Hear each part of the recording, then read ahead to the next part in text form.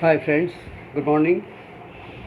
Today I am going to talk about a topic which is very relevant today.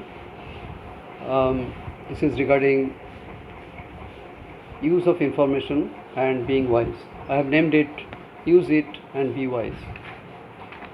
Today we have vast source of information, be it social media like Twitter, Instagram, Facebook. All these provide huge amount of information to us, and we also receive information from our superiors, from our friends, from teachers.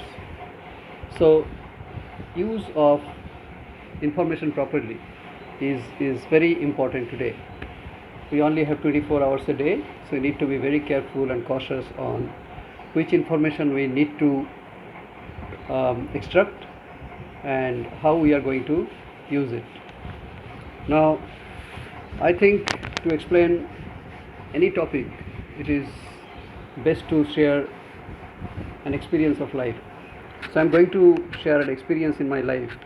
I was doing a project for a customer in Canada, and the project was in final testing stage. We did the development, we did the initial round of testing, demonstration to customers, and I was the project manager. After finishing the on-site part, I came back to India, and suddenly there was huge escalation, and my boss told me there's a crisis, and I had to travel immediately to the customer side. Now, my first job was to meet the vice president of the customer and find out what is causing him the irritations. So I met the vice president. He said, you see, there is huge number of errors still coming out of our testing, final rounds of testing. I see 400 to 500 numbers of errors reported every day, but I don't care the errors in severity 3, 4, 5. I care about all errors which are coming out in severity 1 and 2. I want severity 1 errors as 0, severity 2 errors as up to 10 a day. If you can do that, then we can plan for moving it to production. So then I had a meeting with my team, and it was a very competent team, one of the best teams I had ever worked with earlier. So they were doing their jobs round the clock, and they were fixing errors, and they were doing everything. But the problem was the person who was distributing the errors, he didn't know the priorities. He didn't ask the customer what is the real need. So there were huge information. There were dashboards, and there were bug lists, and who is doing what, all the productivity reports. But that was not helping address the customer situation. So all I did is I reallocated the team. I identified 3 key persons who would work on severity 1 and 2, and then rest on other issues. The problem distributor was distributing the errors with equal priorities. If there are 400 errors, he was giving 100 to each of 4 guys, 4 small teams like that.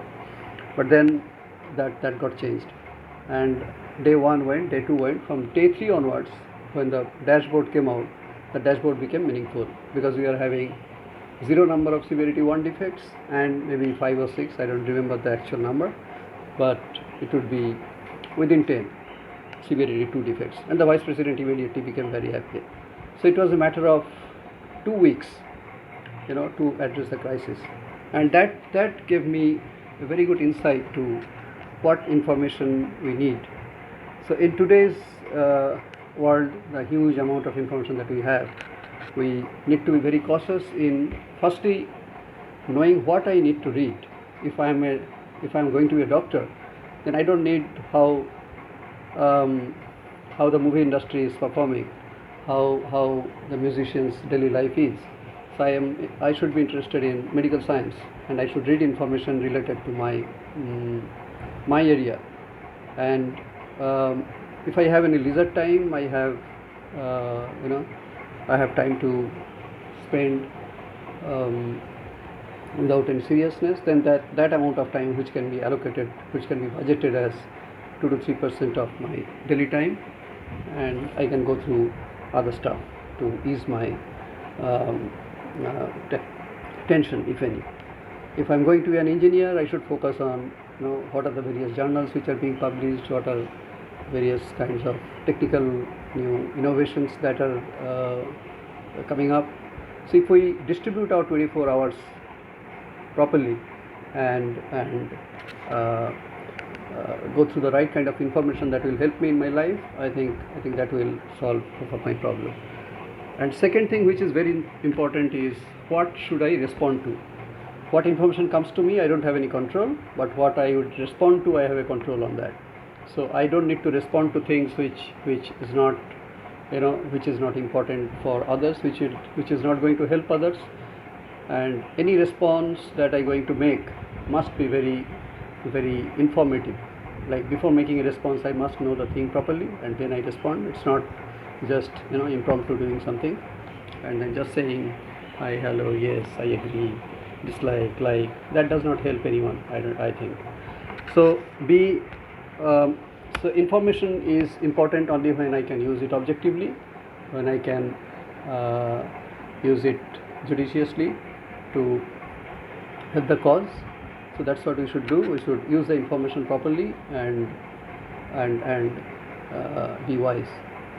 So that's a very small session from me today. We are going to meet in the next couple of sessions, and I'm going to take up other important matters in due course. Have a good day. Thanks. Bye.